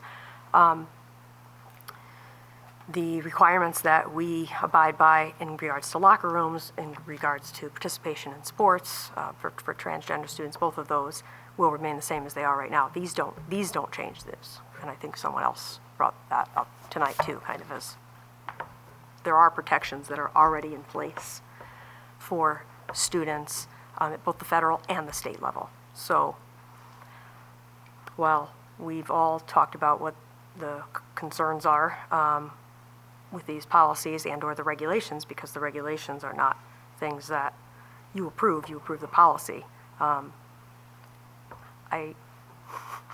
I can't give you any other advice than that right now, better than what you've gotten from your attorney. All I can tell you is that I called in advance. I said this is a policy meeting, so the board already knows this. I'm saying this for the benefit of anybody who was not at the policy meeting with us. Your board counsel's advice was to move these forward, or you, as a board, are out of compliance with what they consider to be law by virtue of the fact that it has been handed down by the federal government. The State Department of Education has handed it down. Connecticut is one of the states that is following it. We talked about this previously, and I think it was brought up here again tonight. There are individual schools that have been served with injunctions not to follow the pieces that are different in this policy between 2020, what was called the final rule of 2020 versus 2024. And those, because of those court orders, those schools are, for the time being, for however long this takes to play out, like we've talked about, exempted from following that. Any schools, it's not even districts, it's schools, as I believe the attorney explained to us, that have not had that served, have a legal obligation to follow it. And that's what's in much of this. I saw it again when she sent us the regs. There's a lot of fine print in red about where these regulations and are under dispute throughout the country. And there's a list, there's a link to click on even the specific schools by certain states. And that's where we are. Again, I'll answer questions that I can. I'll speak back to what the changes are that you've already discussed. I don't want to talk about things that are not necessarily what you still have questions about or want me to talk about. I know at least by saying that, I hope I addressed some of what has come up out there, even though, as you know, this is not a back and forth with the audience. I still think it's important that maybe they get some of the questions or concerns spoken to that were raised tonight. And of course, and many of you that I'm looking out there tonight already know this, so whether you speak to one of them or you call me directly, I'll answer whatever other questions you have when we're offline, because I'm able to do it there. Back and forth, directly, I mean. And I'll just share from being on the board for nearly 10 years, these are living, breathing documents, and we will revisit them regularly. So it's not anything new to have a policy come back to us. If there are changes made, we simply bring it back and we take action on it again. So this does not disrupt any of the work that we have ever done. So it would be a new precedent to stop doing that practice. Does anybody have questions or comments? Go ahead, Jeff. I have a lot of thoughts, so bear with me, because I think anyone who sat on this board knows I can talk. Over the past few weeks, I've had engaged in numerous conversations regarding these policies tonight. It's clear that many people hold strong and passionate opinions about what the right decision should be. I've taken the time, carefully review the policies, the proposed changes, and all the relevant information to ensure my decision is truly well informed. As someone who's taught government for nearly 30 years, I've emphasized to my students that it's the legislative branch that writes the laws, the executive branch that enforces them, and the judicial branch interprets them. However, with policies related to Title IX, the legislative branch has not updated the law to provide the protections many believe it offers. Instead, those protections have been extended through case law, executive orders, and bureaucratic interpretation. This reliance on the executive branch to legislate creates confusion and uncertainty, especially regarding how future administrations will enforce the law. In my view, this represents an overreach of executive authority, a consequence of the legislature failing to fulfill its role. I've also heard concerns that failing to pass this policy would leave students unprotected or at risk. I want to assure this community that these protections are already guaranteed by state law, which has been in place for at least 2 decades. That will not change regardless of this policy.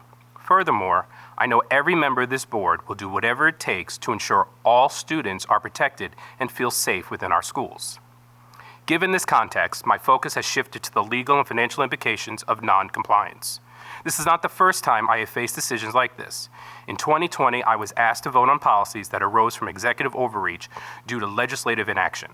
While I disagreed with the process, I recognized the importance of compliance to protect the district from legal risk. I made the decision to comply while continuing to advocate for change. I took the same approach more recently with the literacy program requirement, which also stemmed from executive mandates. In both cases, my decisions were driven by the need to ensure the district remained compliant and protected from potential liability.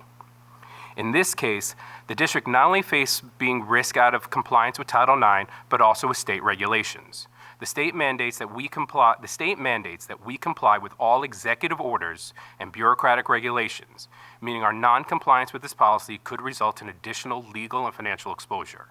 While I may disagree with the lack of legislative action that has led us here, my responsibility is to protect the district from liability. Ultimately, I believe that ensuring the district remains legally protected is paramount.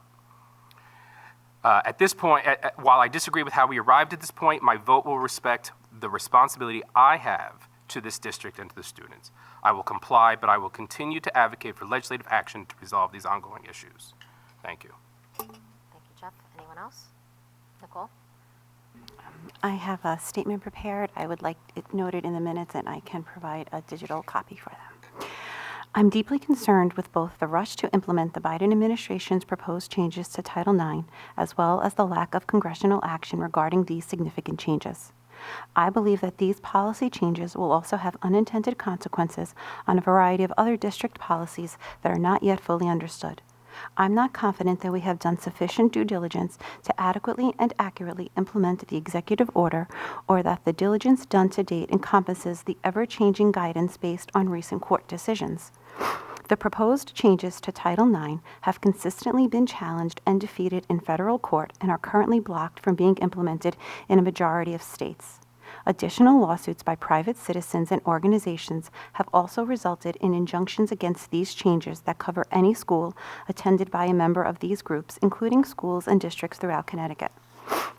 The underlying mechanism that the Biden administration has utilized to try and force through these policies is also failing in the federal courts. Recent rulings have led to a significant change in judicial review standards regarding administrative rules and has created a compliance environment that is in limbo. The Supreme Court's recent decision in Loper Bright Enterprises versus Raimondo will result in nullification of administrative rulings that exceed statutory authority.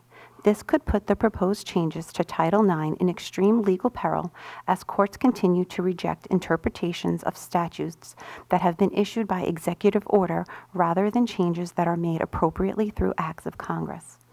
Given the environment of uncertainty and the results of the recent election, it would be prudent for the board to table this vote until at least February.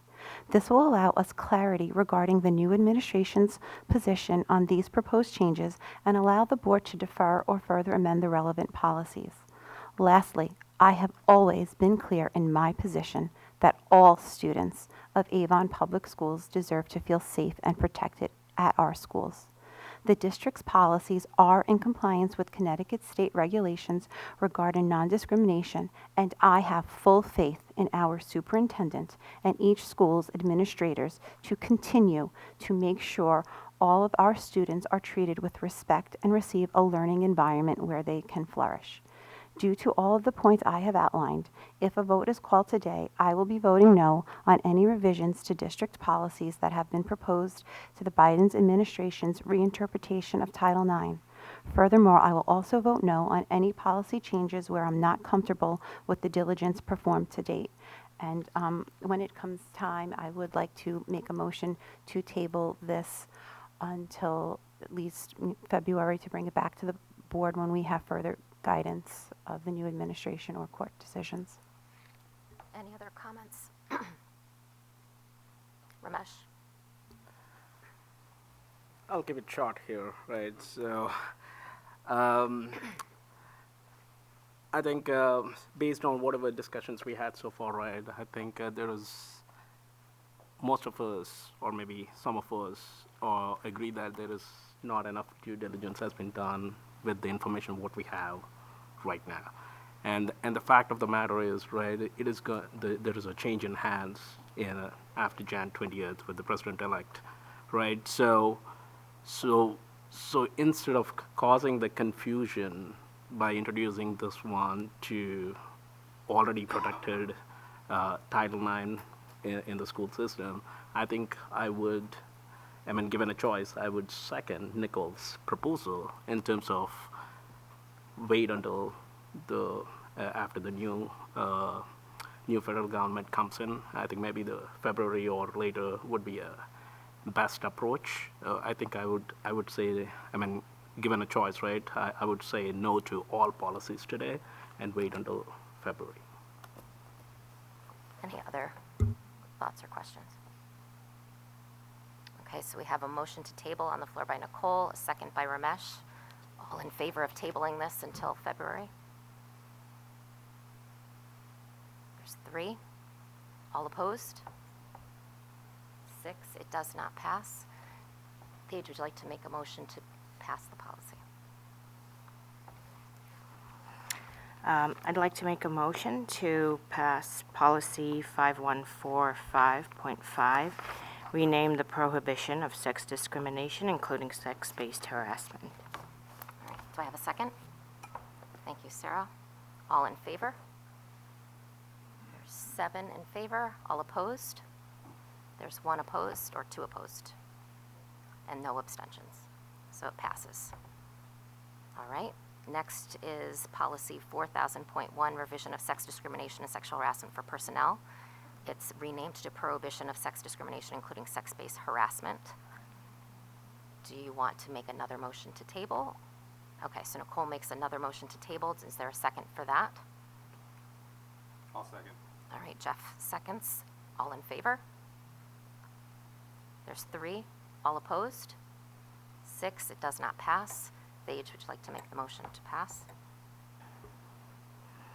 I'd like to make a motion to pass policy 400.1, rename prohibition of sex discrimination, including sex-based harassment. All right, do I have a second?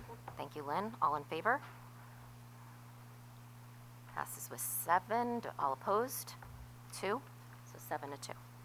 All right, thank you. Next is policy 5145.4, revision of non-discrimination student. Anything more you want to say to that? Nicole, you had a question at the last meeting that I told you I would get back to you about, and I think you know the answer to it already, but for everyone's information, I was trying to get to the right page, sorry. Nicole had asked why Title IX was stricken from part of this. That was at least one of the questions. What page are we on? Sorry. There's so many regulations in the other one, it's hard to find what I'm looking for here. Okay, so on page 100 and, well, it's on both policies. I was on 129, but it'll be in the other one also. So if you go to page 121, that's the student version of non-discrimination. This policy has been updated several times over the last few years because of laws and regulations continuing to morph, I think, just in what we see on here. February 15th, 2022, May 16th, 2023, and December 19th, 2023. So there have been already some significant changes to this. Generally speaking, and I think we talked about this at the policy meeting too, this one there's really less substantive changes to than the others 2 that you just talked about. This one, the primary change, and I'm going to get to answering your question, Nicole, it's inherent in what I'm about to say. If you go to page 122, under B, bullet 1, where you see it in yellow,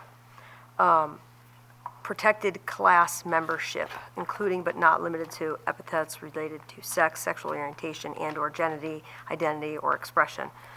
I think it was even mentioned in comments tonight, and as a reminder, you all know this already too, because it was one of the revisions that already had to take place in some of the other policies.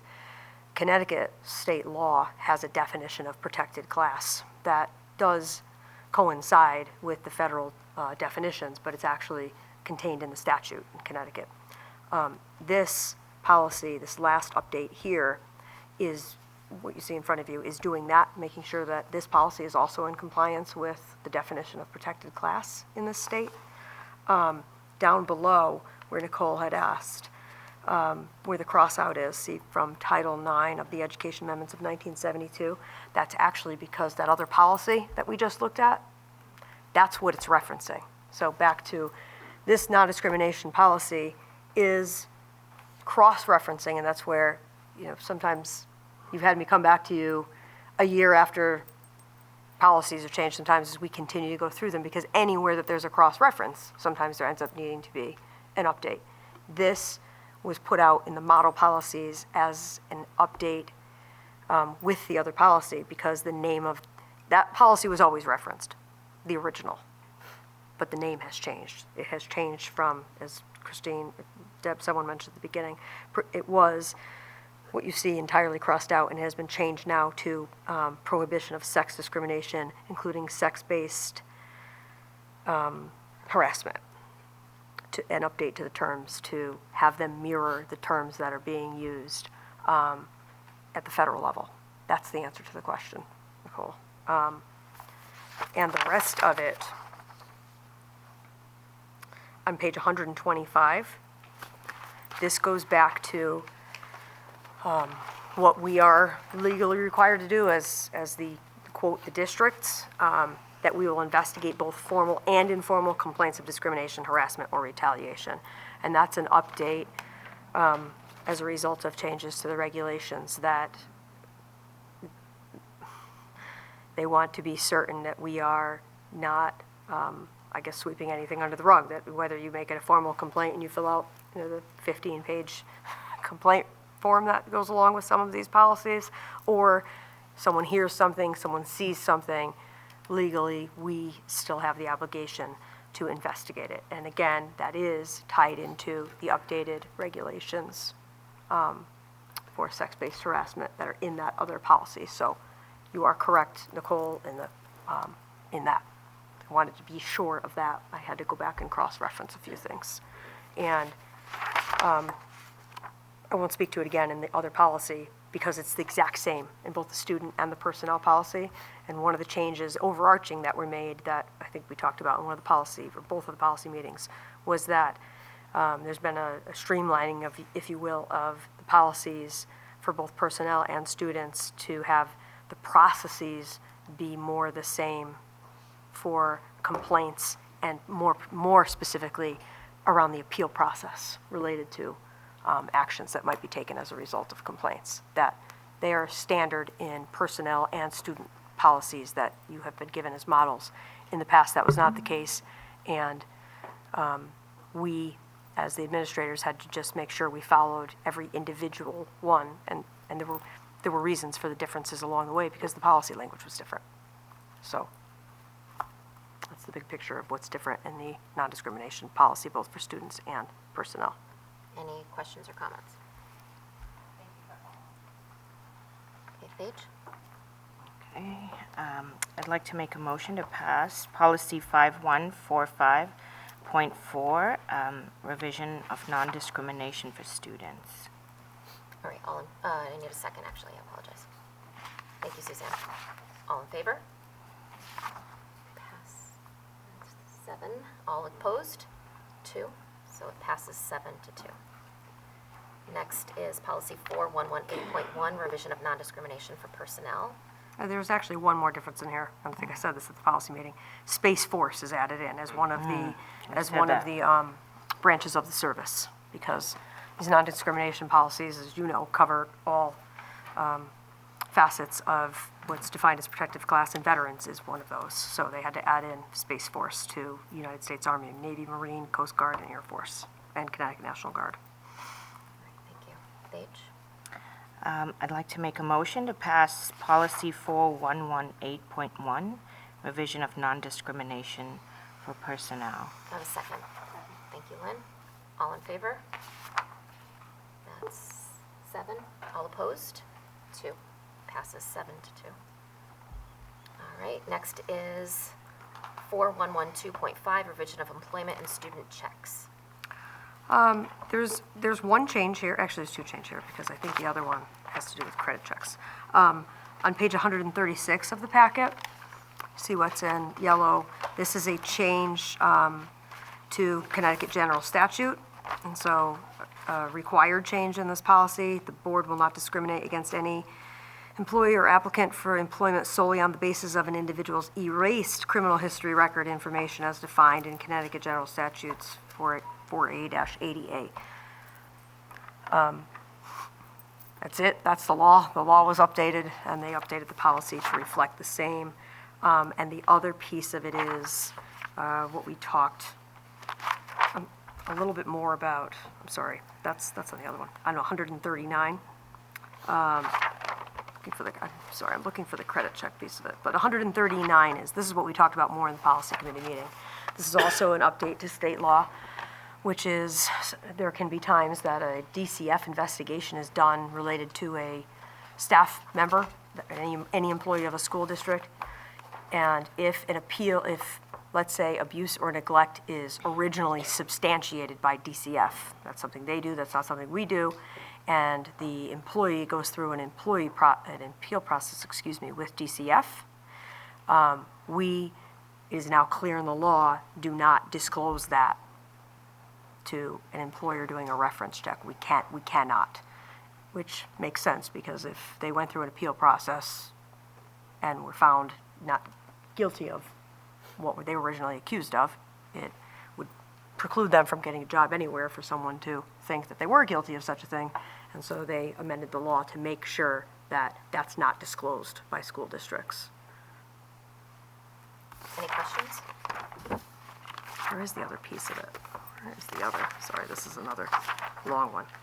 Yes, 147. There's one other smaller piece that I just want to make sure we're on the record. It's clear about. It's about credit checks. We don't do credit checks, but if we did, we do DCF checks and other types of employment checks. If we did, you can see what's in yellow.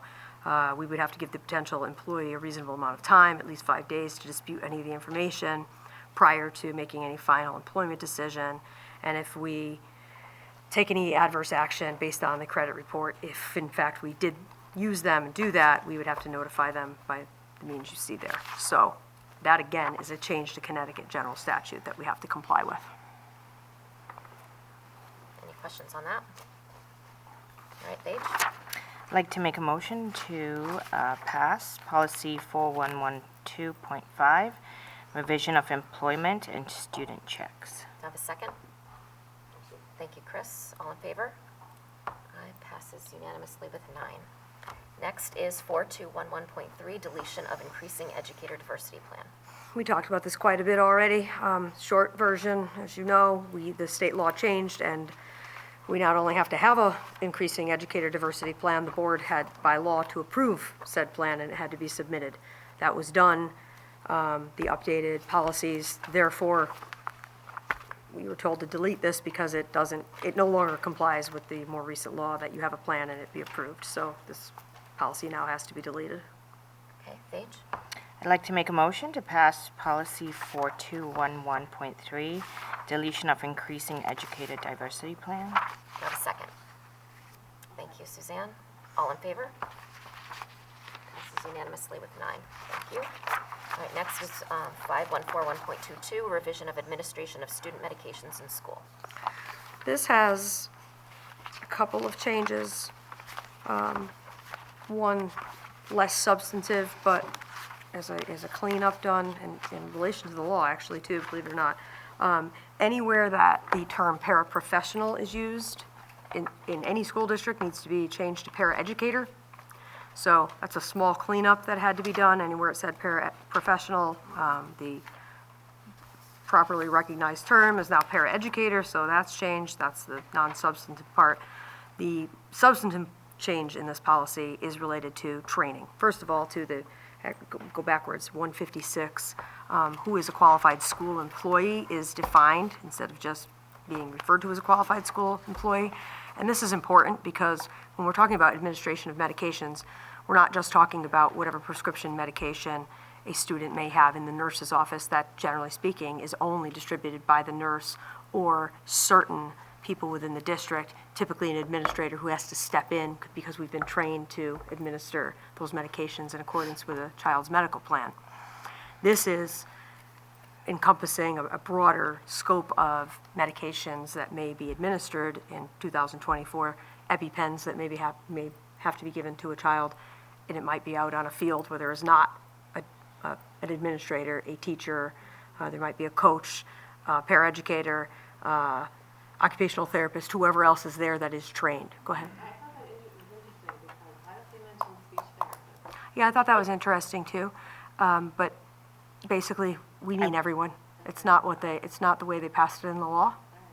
This reflects what was passed in the law as the definition of a qualified school employee.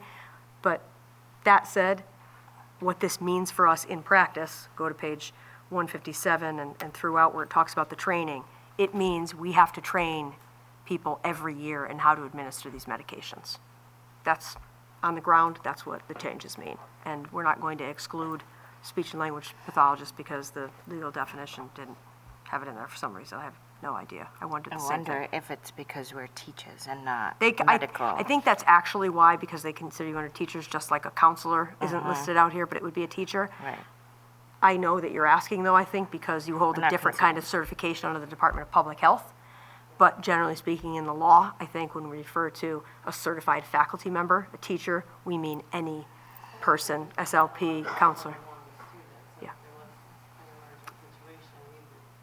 Yes, and you do have to be trained, because by this definition, we would lump you into the teacher definition, even though you have a Department of Public Health certification.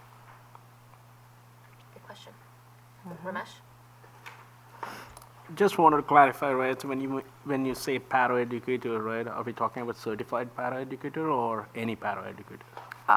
You don't need a certification to be a paraeducator, although there are testing there are testing pieces you can do to become non-state certified as a professional paraeducator. So yes, any paraeducator. Okay, thank you. Any other questions? All right, Paige? So I'd like to make a motion to pass policy 5141.22. Do you have a second? Where- Oh, I'm sorry. You can read it again. Go for it. I'd like to make a motion to pass policy 5141.22, revision of administration of student medications in school. Thank you, Paige. Do I have a second? I'll take Nicole. All in favor? Passes unanimously with 9. All right, next is 5141.5, suicide intervention and prevention. This is page 189. All boards of education are required to have a policy related to suicide intervention and prevention. We talked about this quite a bit in the policy committee meeting. The last time this policy was revised was actually just earlier this year. And the regulations that go along with it, we have continued to revise too, even though those are not approved by the board, because we want to ensure that they are reflective of what the school district actually does in regards to suicide intervention and prevention. And we've talked about those already. Answer questions about them again, but they're not what's on the table tonight. I just want to bring it up because it's a big part of implementation of this policy. The legal references changed, and so what you see in yellow on the first paragraph, what's stricken, and then what is in yellow is an update to the policy recommended to comply with current State Department regulations that have been enacted. And so is the last piece, which is training for teachers, school staff, and students regarding prevention of and response to youth suicide. All right. Suzanne?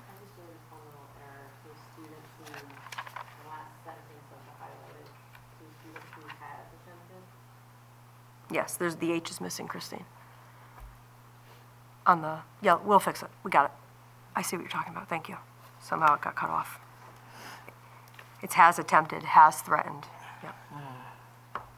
We'll fix it before it gets published if it goes through here. Thank you, Suzanne. Any other questions or comments? Okay, Paige? I'd like to make a motion to pass policy 5141.5, suicide intervention and prevention. Thank you. To have a second. Sarah? All in favor? Passes with 9. Thank you. And our last policy, 6148, revision of improving completion rates of the free application for federal student aid, otherwise known as FAFSA. Talk about opportunity cost. This policy was adopted in February 2023 because the law required us to adopt it and to have students who are graduating in this class, the class of 2025, complete the FAFSA as a requirement to graduate from high school, which I won't expound upon for the zillionth time about how ridiculous it is to me and most of us to make that a graduation requirement, but nonetheless, the legislature did do that. Important for FAFSAs to be filled out, important to help our students get financial aid. I, as you know, disagree that it's important to make students do something that's primarily a parental or family obligation to be able to graduate, but we put all the things in place to comply with this already and had a great financial aid night here. We have our counselors working with the students, assuming we were going to have to comply with this. And we're going to continue doing that. So we aren't going to do anything different as a result of this changing. We already put everything into motion to make sure this was the direction we were going in, except we are not going to require that it is completed or that because remember, it could be completed or they had to get a waiver. So both of those things are gone as a result of this change because the legislature made the change. It now says 2027 and beyond. So why do we have to bring it here and change it? Because it's a change to the law. You'll see it's changed in our program of studies, which we have to keep current so that our students that are graduating to go to the military, to go to college, or to get jobs have accurate programs of study. So this will be removed as soon as we move this through tonight. And I think, as I said at the policy committee meeting, as a parent of a senior myself, you have to do this regardless of whether it's required for graduation. But the problem is, and if you're a parent of a senior, you know this, it's not ready to go. The government, the state, the federal government revised the FAFSA, and it was supposed to be released already for students and their families to be able to complete, and it is still not ready, and the hope is by December 1st. In the meantime, it's very stressful at my home. I'm sure it is at some of yours also. And that's the change here. They couldn't require you to do it for graduation when they couldn't even put it out as something that could be filled out. So this had to change. Questions or comments? All right, Paige? I'd like to make a motion to pass policy 6148, revision of improving completion rates of the free application for federal student aid. Do I have a second? Thank you, Lynn. All in favor? Passes unanimously with 9. Thank you. This is our second portion of the meeting where communication from the public is allowed. If anyone else wanted to speak, do you have someone? Okay. Is there anyone interested? Okay. Just don't mind signing up on the list, and then we'll call you up like we did in the beginning. The list is really just to make sure that we get your names correct for when the minutes are done. In the meantime, isn't it interesting? I don't think I told you this, but I was reminded tonight when Mr. McGarry spoke, my daughter came in 19th in the state for the high schools. So, yes, in cross country, and we've been enjoying this reprieve before indoor track starts. Yes.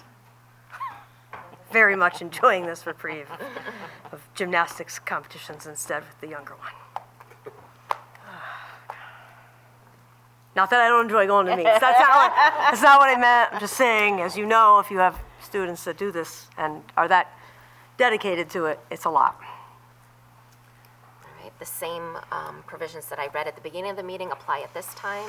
Ms. Sardinskas, who's the first?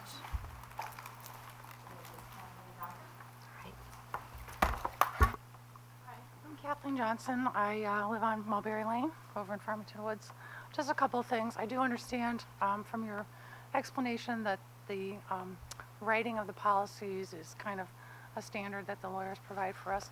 But I just wonder how many hours they were consulted with, which is, I think from my understanding what you said, that's what would be an extra fee for the department. And I'm sure you don't have that off the top of your head right now, but you can let me know what that was. That would be great. I do have a concern after reading through the policy and talking to some people about the single person, and I know we don't really have any control over it, the single person being the person who investigates and then comes up with a decision. I think that's something that was not a great decision to be made by the people that wrote that. But, so anyway, I do have a concern that one person is in control of all of that. And the other thing I have a concern with is the verbiage about creating a hostile environment. Again, it's not really defined anywhere what a hostile environment is, and I'm concerned that having a teenage granddaughter who goes to this school, that eye rolling or clicking of the mouth or any of those kind of things, in the event that someone enters a restroom that maybe they wouldn't have gone to 20 years ago, could trigger something, a complaint for some simple motion that someone makes. That's just, it's easy, it's up for interpretation, and I just think it creates really a problem for a lot of people to have those kind of situations. So thank you. Okay. Thank you, Ms. Johnson. I have another.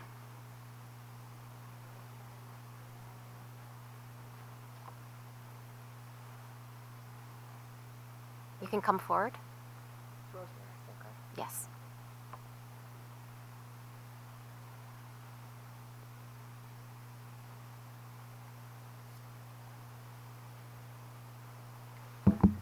I don't speak very loudly, so hi, my name is Rosemary Ayala Landsberg, 5 Aspenwood. I have an undergraduate degree in psychology from Trinity College and a doctorate in clinical psychology from the University of Hartford. I just wanted to address the information by the last speaker regarding transgender individuals and suicidality.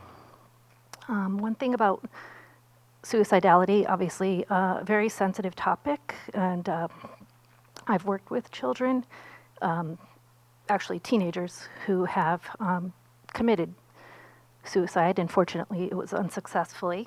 But regarding transgenderism, typically it's not causal, but rather partly a function of the mental anguish that someone who feels he or she was born into the wrong body is going through.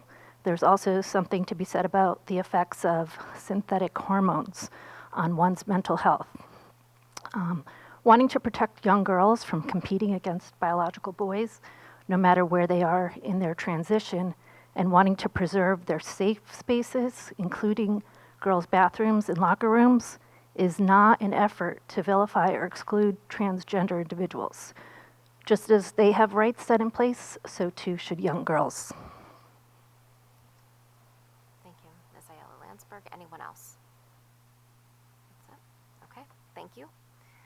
We have communication from Avon Board of Education members. Anyone? Sarah? I didn't speak earlier, but I do think that the best way to protect all of our students is through the revised policy, especially vulnerable populations, and to always stay in compliance with the law. I understand this is a sensitive issue or topic, but it's, in my opinion, irresponsible to not stay in compliance. And some of the issues raised tonight I don't think are necessarily specific to Avon. I think they're more national issues that are being made to seem like there are issues here in Avon, and I just think it's disappointing when we focus on things that are overlooking some of the most vulnerable populations of our students.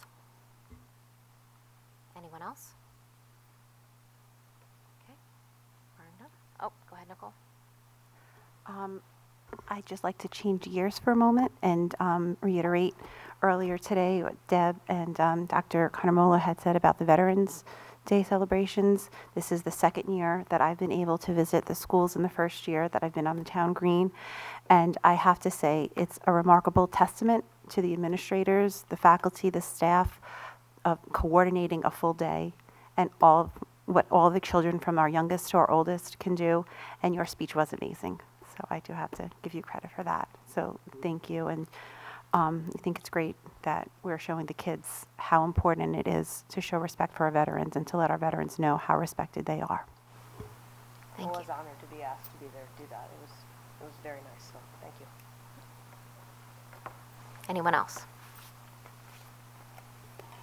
Okay. Through the chair, if I could say again, again, we don't, it's not a back and forth comment by the board bylaws, so there's still some more comments that were made just now or earlier on that didn't get addressed, and you want to talk to me, I know some of you at least know where to find me. If not, Catherine, like, if not all of you, be in touch. Okay. Do I have a motion to adjourn? So moved. Thank you, Chris. Do I have a second? Second. Thank you, Sarah. All in favor? Passes unanimously at 8:59.